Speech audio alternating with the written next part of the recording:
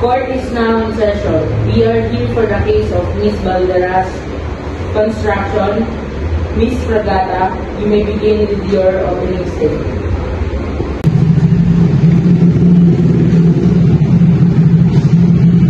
Thank you, Your Honor. Ladies and gentlemen of the jury, today we will hear how Miss Balderas Construction Company failed to fulfill their contractual obligation to my client, Miss Tulio.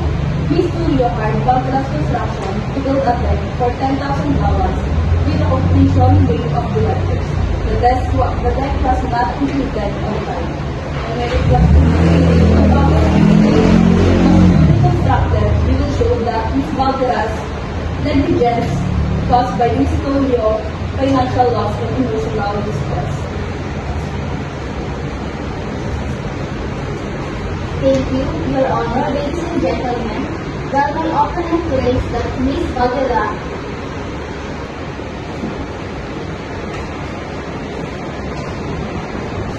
Can I call Miss Tulio to stand?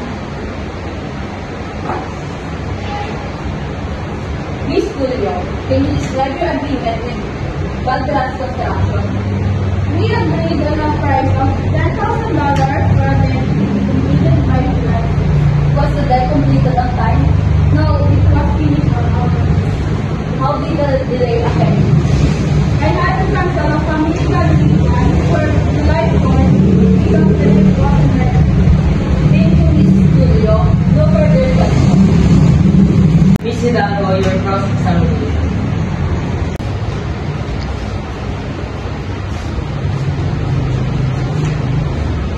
Miss Tulio, you mentioned that the issues were aware that they were never raised in court. Yes, but I expected them to work around. Did you communicate the expectation period to Miss Balderas? I thought I did. No further question, Your Honor. Thank you, Miss Tulio. You may step down. Miss Fragata, your next witness.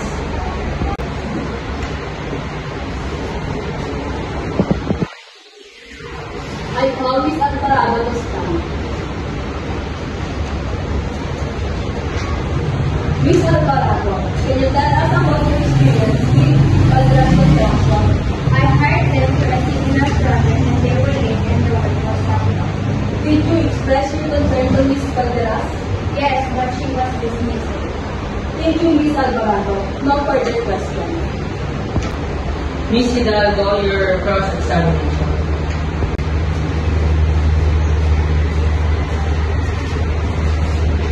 Miss Alvarado, did you give Miss Balderas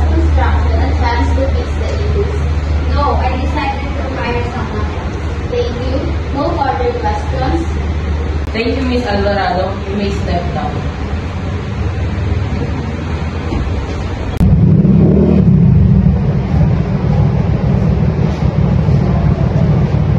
I call Miss Scarlett.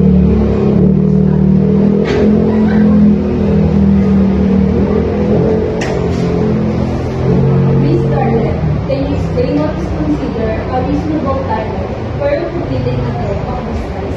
Typically, a deck of this size should take about 4 weeks to complete, assuming no significant related.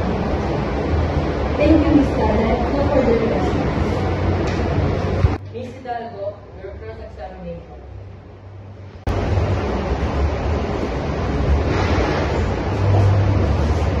Miss Scarlett, every project is unique, isn't it? Should the weather and supply chain and this can cause significant delays? Yes, definitely. Thank you. No further questions.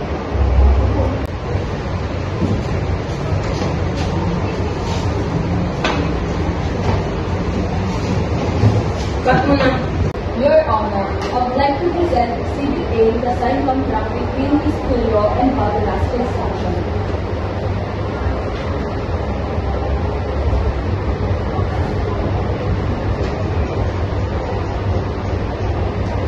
Exhibit A is accepted into evidence.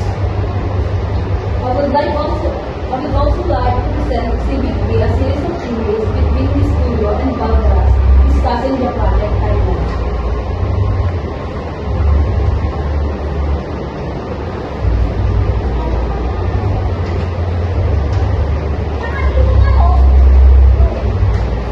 Exhibit B is accepted into evidence. I finally present Exhibit C, photograph of the deck taken between August 15th.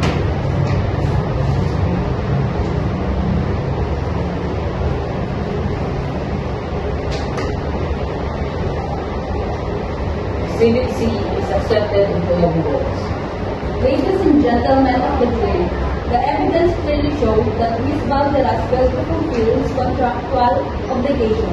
Ms. Balderas controlled he acted in a good faith throughout the project. We ask you to find in favor of the plaintiff.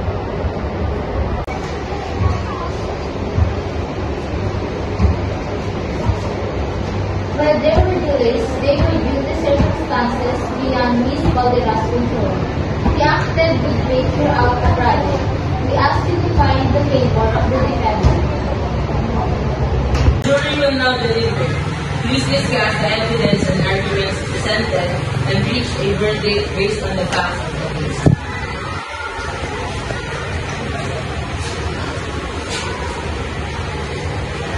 Has the jury reached a verdict? Yes, Your Honor. We find in favor of plaintiff with Ms.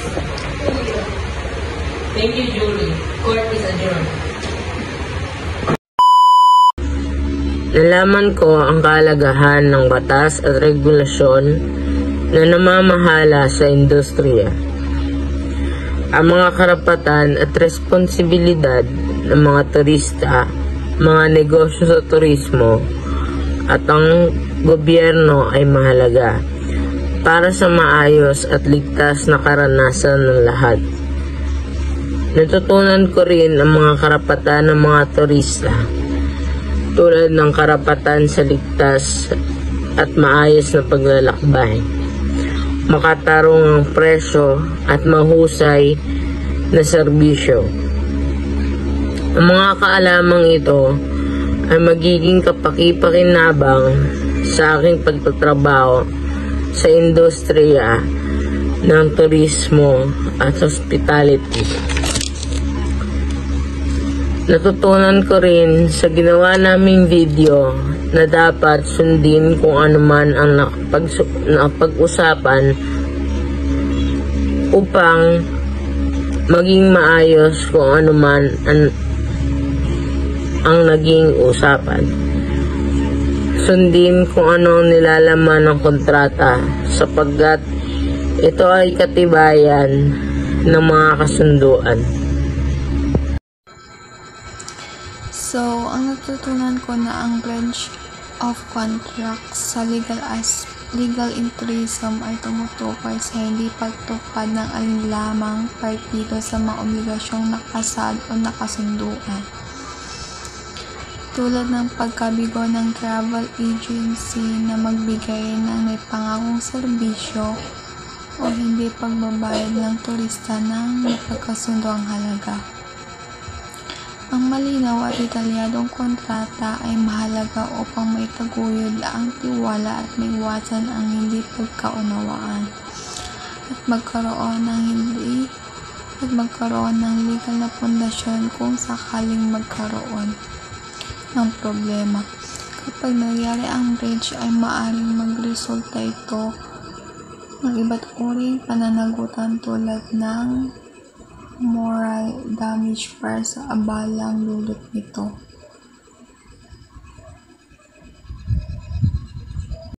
Ang natutunan ko sa legal and tourism about sa breach of contract case is ang contract ay importante sa ating industry kasi ito yung nagsisilbing batayan ng kasunduan. Sa pagitan ng mga nagbibigay ng serbisyo at mga customer, mayroong karapatan at obligasyon ang bawat isa. Pero may pagkakataon ng isang member ay hindi sumusunod sa napag-usapan sa kontrata, kaya dito nilalabas yung result na paglabag sa batas. Ang mga kaso sa paglabag sa kontrata ay pwedeng maging complicated, kaya dapat i-approach na agad ang abogado para ma-secure na ang mga karapatan ng bawat turista at maprotektahan. Para sa akin, if may pag-unawa sa mga karapatan at obligasyon sa kontrata, ang mga turista ay magiging maayos ang kanilang paglalakbay. My exploration of legal issue in tourism and hospitality has provided me with a comprehensive understanding of the complexities involved in this sector, from contract law and liability to consumer protection and data privacy. Each aspect play a vital role in shaping the industry. This knowledge not only equips me with the tools to navigate potential legal challenge, but also emphasize the importance of ethical practice and sustainability in creating a positive experience for both consumer and business. As I move forward, I'm committed to applying this insight to contribute to a more responsible and legally compliant tourism environment. And the legal aspect of the tourism and hospitality industry are multifaceted and critical for effective management.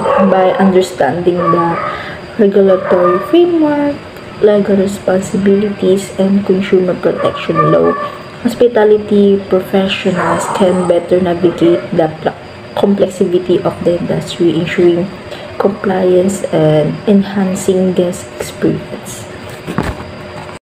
Breach of contract and its implications. Substandard quality. If the services provided do not meet the promised standards, such as cleanliness or safety, it can lead to legal claims from dissatisfied customers.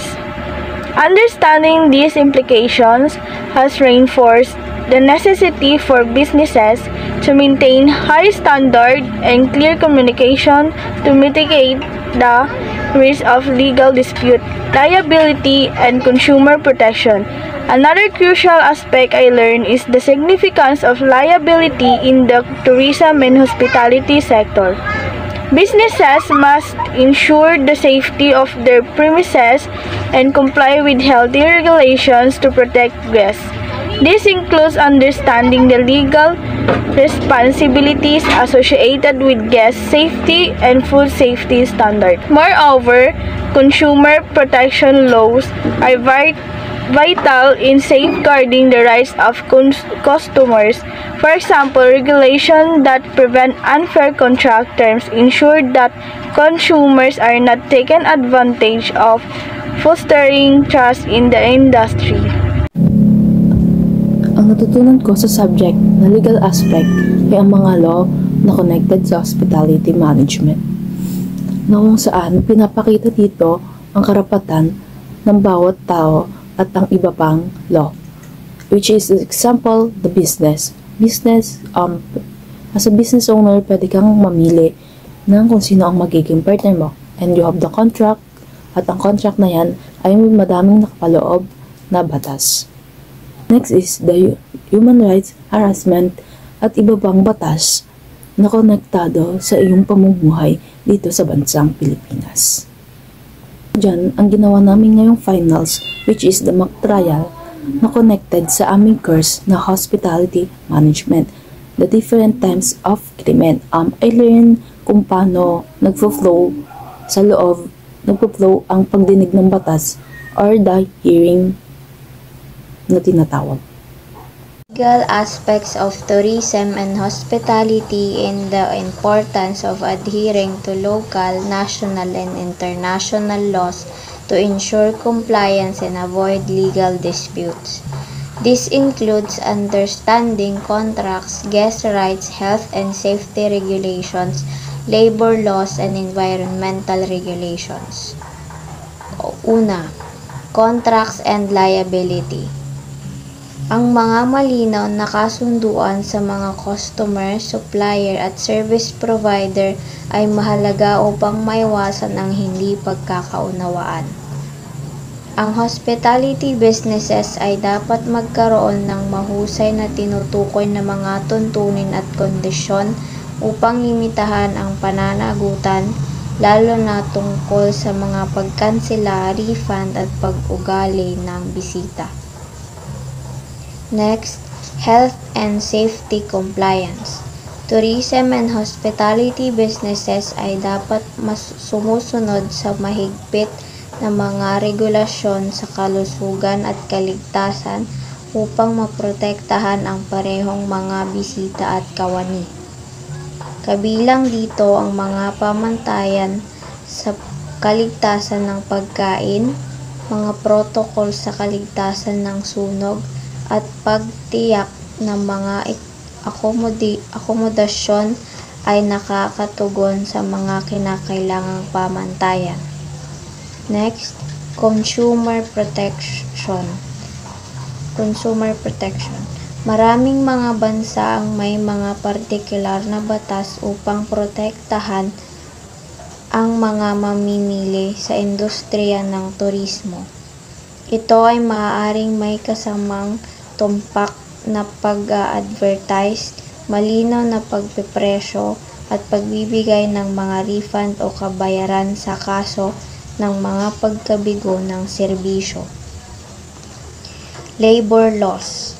Ang pag-unawa sa mga batas sa paggawa, kabilang ang mga karapatan ng manggagawa, sahod, benepisyo at oras ng pagtatrabaho, ay mahalaga para sa parehong mga employer at empleyado sa industriya ng hospitality. Ito ay lalong mahalaga sa mga rehiyon na may mga panapanahon o pansamantalang manggagawa. Sustainability and environmental laws. Parami ng parami ang mga batas at regulasyon na nakatuon sa pagpapanatili sa loob ng sektor ng turismo at hospitality. Kabilang dito ang mga regulasyong nauugnay sa pamamahala ng basura, paglabas ng carbon, paggamit ng tubig at proteksyon ng wildlife. And last, intellectual property. Ang pagprotekta sa intelektual na ari-arian tulad ng pagbabrand, mga logo at pagmamay-ari na mga modelo ng negosyo ay mahalaga sa mapagkompetensyang merkado ng turismo.